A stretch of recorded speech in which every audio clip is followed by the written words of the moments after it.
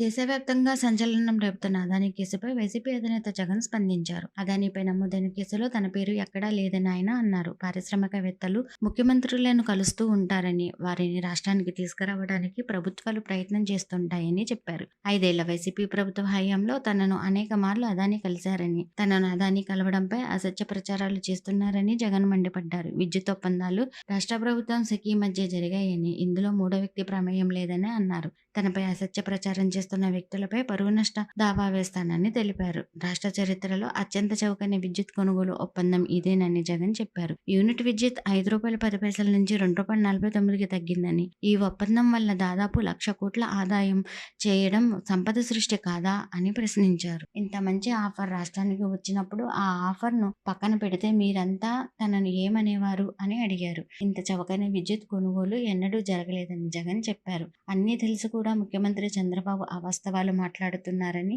ఇది ధర్మమేనా అని ప్రశ్నించారు.